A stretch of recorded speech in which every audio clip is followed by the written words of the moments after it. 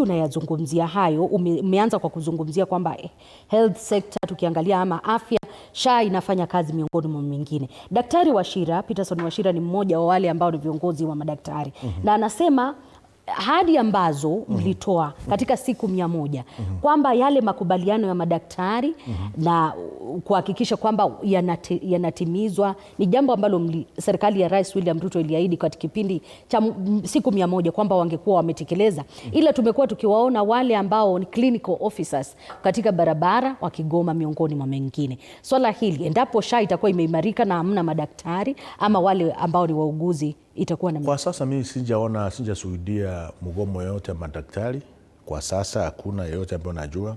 Mimi kama waziri wa public service, jambo ya migomo niko pale katikati ya kuhakikisha kwamba wale ambao wanafanya kazi katika serikali wote wanaajibika. Mikataba yao imeafikiwa waziri. Na mikataba yoyote ile ambao serikali ya Mheshimiwa William Ruto imeweka na walimu na madaktari na clinical officers na wale wengine, tunahakikisha kwamba hiyo mikataba inazingatiwa.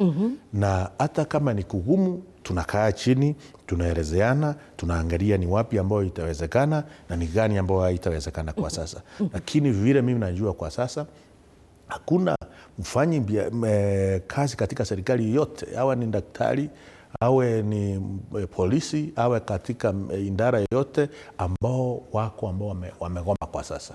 Hakuna.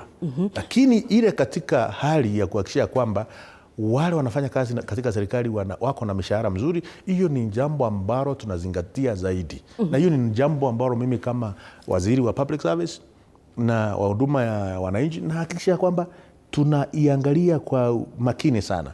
Kwa sasa hivi leo nimekuwa na mkutano na technocrat pale katika ofisi wa public service nikisema wale ambao wanafanya kazi katika mawizara lazima tuangalie namna ya kuwaongezea mishahara ili wale wako katika maidara kama parastatals ya serikali, commissions, mishahara yao tukiangalia iko juu kidogo kuliko wale ambao wako katika wizara. Na ndio ukijibu hilo pamoja. Wengi wa Wakenya wakati ambapo walijua utafika katika studio hizi zetu, arafa ambazo walikuwa wanatuma, muulize waziri, morali ya wale ambao ni wafanyikazi walio katika sekta ya umma unapata ipo chini kwa kuwa mishahara yao na grade ambayo wamesalia ama nafasi ambayo wamesalia viwango ni vile vile. Unachukua hatua gani tofauti na wale ambao ni watangulizi wako kuhakikisha kwamba hii idara inakuwa tofauti? Yale ambayo tunaweka mikakati kwa sasa ni kuhakikisha kwamba ile ambayo tunaita na kimombo meritocracy ndiyo inatumika kwanza kupata kazi katika serikali.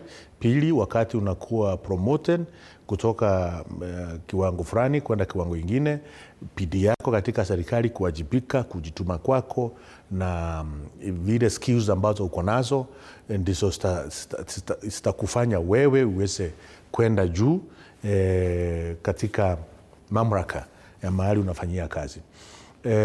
Hiyo ni mambo ambayo tunaangalia. Na vile vile kwa sasa mimi nafanya ukarabati ya policy ambayo tunaita public sector transformation policy, ambao nitakuwa nawaziriza pale katika cabinet ili tuweze kuwa na maono ambao ni maono marefu, maono ambao inaweza peleka public service delivery ya nchi yetu ya Kenya miaka ingine 20 kuanzia leo. Kwa hivyo hiyo ni maneno ambao naweka mikakati na mulika sawasawa kuhakikisha kwamba harmonization ya public sector, public service iko sawasawa, iko seamless, na vile vile kuhakikisha kwamba wakati wale ambao wamefanya kazi katika sekta hii ya umma kwa miaka mingi wako na nafasi ya kuwa kutoka pale chini wafike ma directors, na pia tusikie wao pia wanapata nafasi ya kuwa principal secretary, kuwa maambasa, mabalozi na position kama zile zingine. Kwa hivyo tunahakikisha kwamba hii public sector transformation policy tunaweka mikakati ya vile hiyo maneno yote itakuwa